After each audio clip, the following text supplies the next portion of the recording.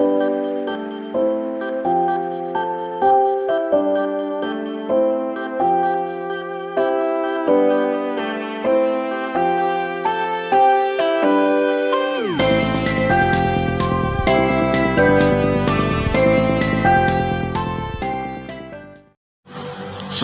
warahmatullahi wabarakatuh. Selamat pagi, salam sejahtera.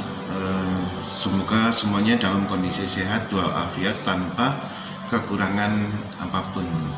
Perkenalkan, di sini nama saya adalah Dodi Arso Wibowo. Ya, saya saat ini sebagai dosen pengajar di Prodi D3 Keperawatan Setikes Karya Husada Kediri. Nah, dalam memenuhi kegiatan Tridharma perguruan tinggi, maka dosen itu wajib melakukan sebuah penelitian, ya, penelitian dan pengabdian masyarakat serta pengajaran. Nah, saya ingin menyampaikan sebuah penelitian saya yang saya lakukan.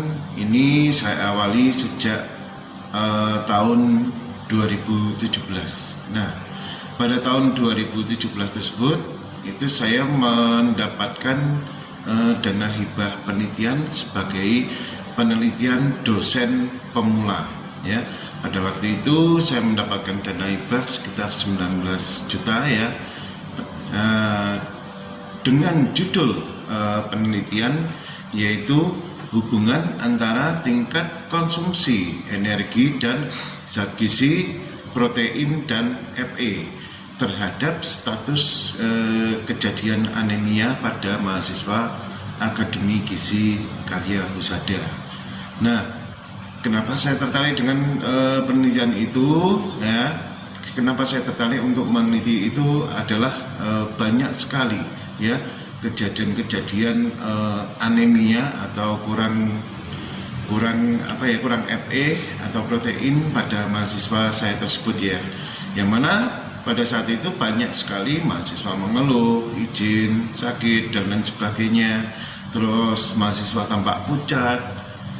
Melihat bahwa ada banyak kejadian dan keluhan-keluhan seperti ini, akhirnya saya tertarik untuk melakukan sebuah penelitian, ya.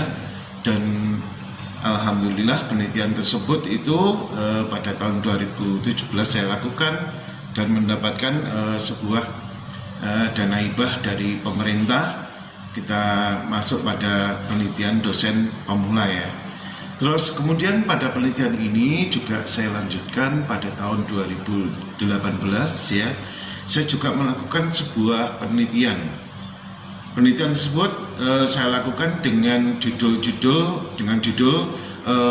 faktor-faktor yang mempengaruhi kejadian insomnia pada lansia di posyandu lansia, terutama di wilayah kerja UPTD Puskesmas Buncu Kediri. Penelitian tersebut itu publish di Ilkes Sinta 3. Ini terjadi pada tahun 2018, ya. Terus kemudian penelitian tersebut pada tahun 2019 saya juga melakukan sebuah penelitian tentang peran keluarga tentang pencegahan ulkus dekubitus pada pasien stroke. Kemudian luarannya ini terindeks pada Scopus di Sinta 3. Nah, pada penelitian kali ini, ya, ini merupakan penelitian yang menurut saya itu sebuah penelitian yang cukup lumayan, ya, lumayan mendapatkan antusias juga dari responden, dari masyarakat. Nah, walaupun penelitian ini sederhana, tapi menurut saya itu mempunyai manfaat dan makna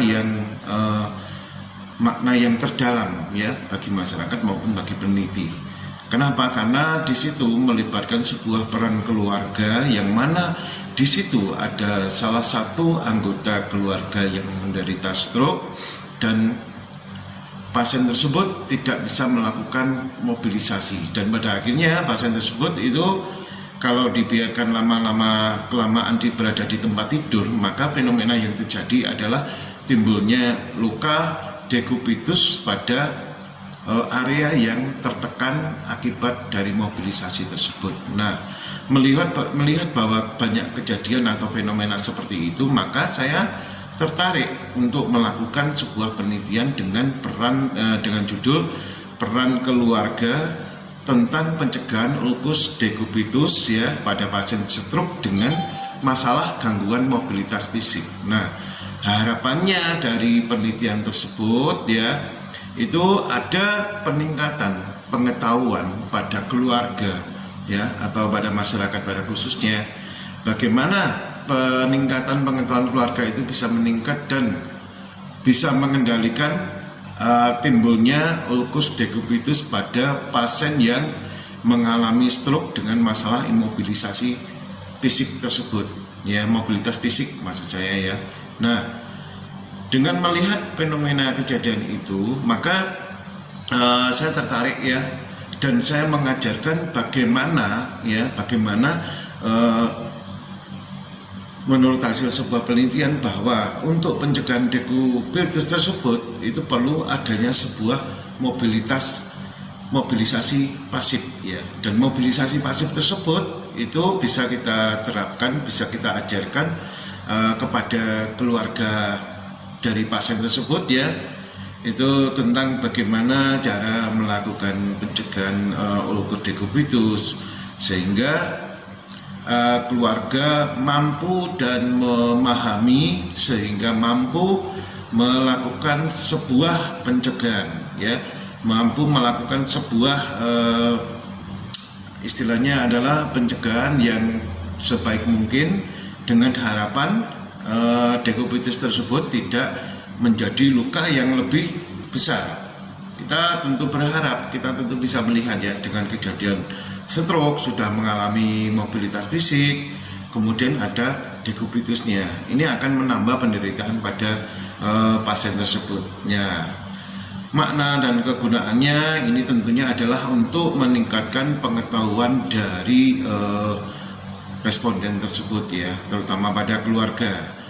Kemudian dari sisi bidang keilmuan ya, kita bisa menerapkan tentang teori ilmu keperawatan, terutama asuhan keperawatan pada luka ya, atau pada pasien yang mengalami luka atau decubitus. Dengan menerapkan asuhan keperawatan yang baik kepada pasien yang mengalami luka decubitus, diharapkan pasien akan terhindar dari kejadian infeksi ya, karena kita tahu kalau nanti sudah terjadi infeksi ya, akibatnya apa? Pasien akan menjadi lebih buruk kondisinya ya.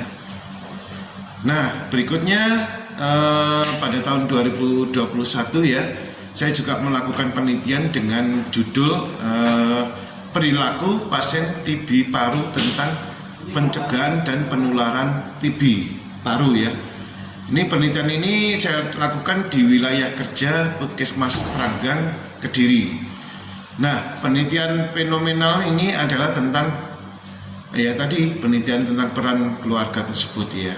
Dan rencananya pada tahun 2022 nanti kami juga akan meneliti swab efikasi lansia yang sudah tervaksin dan belum tervaksin. Nah, ini kita juga mengacu pada masalah-masalah yang ada di Indonesia pada saat ini yang sedang dialami oleh banyak masyarakat tentang vaksin dan lain sebagainya. Harapannya dari penelitian ini nanti ya, yang akan saya rencanakan ini ya pada tahun 2022 itu harapannya adalah terjadi peningkatan pengetahuan, kesadaran masyarakat menjadi lebih tinggi ya, dan bisa kooperatif terhadap program-program yang ada pada saat ini.